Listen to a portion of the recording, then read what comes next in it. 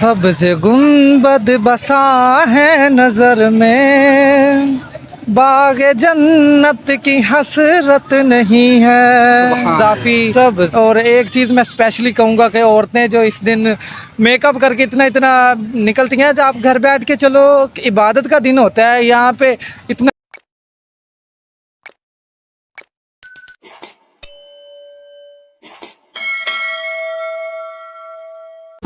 السلام علیکم۔ وعلیکم السلام۔ کیا حال ہے بھائی جان؟ الحمدللہ۔ بھائی جان کہاں سے ہیں؟ میں ادھر آری والا سے ہی ہوں۔ نام کیا ہے بھائی؟ عبد الرحمان۔ اچھا رحمان بھائی، 12 ربیع الاول کا دن ہے آج۔ 12 ربیع الاول والے دن کیا ہوا تھا؟ جی بالکل پتہ ہے۔ کیا ہوا تھا؟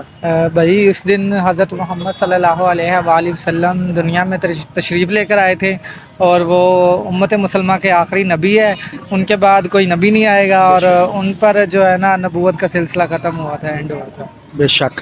اچھا آج کے دن سے آپ امت مسلمہ کو پیغام دینا چاہیں؟ جی میری طرف سے پیغام ہے کہ آج کے دن زیادہ سے زیادہ کثرت سے درود پاک پڑھیں، اور نماز کا میں اسپیشلی کہوں گا کہ کیونکہ اللہ کے نبی نے فرمایا ہے نماز آنکھوں کی ٹھنڈک ہے، تو اپنے آنکھوں کو ٹھنڈک بنائیں نماز میں، اور بس اچھے سے اچھا کام کرے دین کی فلاح کے لیے۔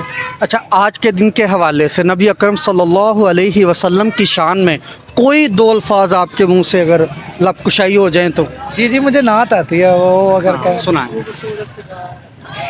سبز گنبد بسا ہے نظر میں، باغ جنت کی حسرت نہیں ہے۔ سبحان اللہ۔ سبز گنبد بسا ہے نظر میں، باغ جنت کی حسرت نہیں ہے، ان کی الفت سلامت رہے بس، اور کوئی بھی چاہت نہیں ہے۔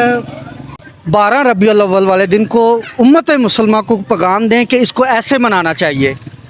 بیسیکلی حافظ بھائی بات پتہ کیا ہے کہ ہم نے جو اپنے بزرگوں سے یا اپنے مولویوں سے سنا ہے نا، وہ کہتے ہیں کہ ہمارے جو نبی ہیں نا، وہ اسی دن ان کی ولادت ہوئی تھی اور اسی دن ان کا وصال ہوا تھا۔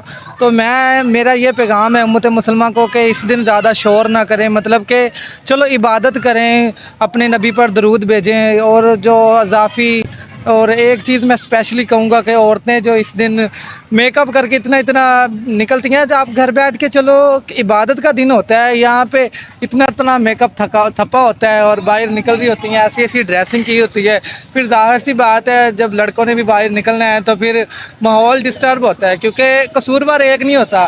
اگر عورت باہر آئے گی تو لڑکے دیکھیں گے، ظاہر سی بات ہے نا، جب نظر کے سامنے سب کچھ ہوگا تو پھر تو انہوں نے دیکھنا ہی دیکھنا ہے۔